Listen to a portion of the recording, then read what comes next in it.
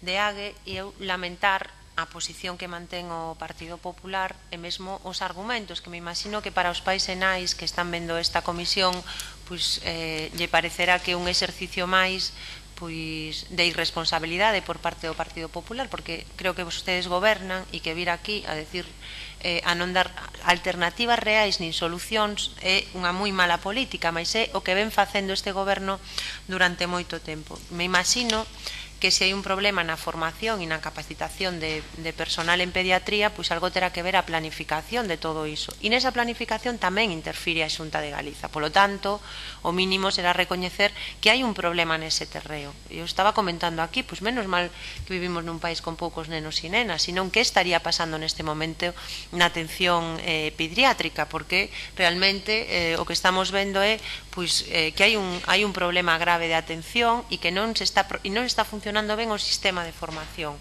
e de preparación de profesionais no ámbito pediátrico. Eso que quere decir? Pois que hai unha infravaloración do peso que ten esta especialidade dentro do sistema sanitario, dentro da planificación que se está facendo neste ámbito. E algo terán que facer e non decir que este é un problema que existe e que vostedes non poden facer nada. Me imagino que algo poderán facer se realmente tuveran interese en solucionar este problema. Xa decimos, porque é normal que os pais teñan preocupación, porque a especialización pediátrica nace por un motivo, que dar unha atención de maior calidade, con maior precisión e que atenda ben as necesidades que teñen os nenos e nenas. E sin decir que outros profesionais teñan ou non boa vontade, a capacitación técnica e profesional pois é diferente. Entón, aquí que temos o recoñecemento de que hai un servizo prestado de maneira deficiente nun concello como é o Concello de Rianxo, en que hai unha sobrecarga evidente e hai unha falta de vontade política por dar unha solución real.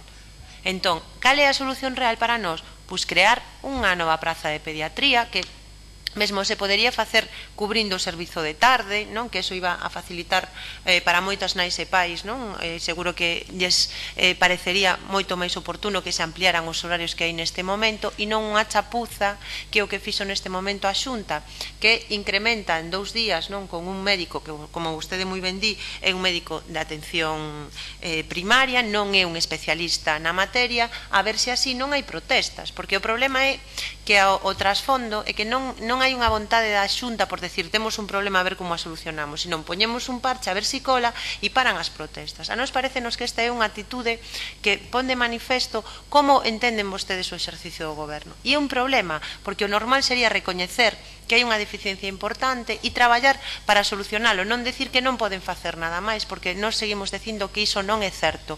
Lamentamos que o Partido Popular vaya a votar en contra desta iniciativa que o único que busca é solucionar un problema real que existe e facelo ademais priorizando que na atención sanitaria non se debe escatimar e moito menos xogar co dereito á saúde dos menores.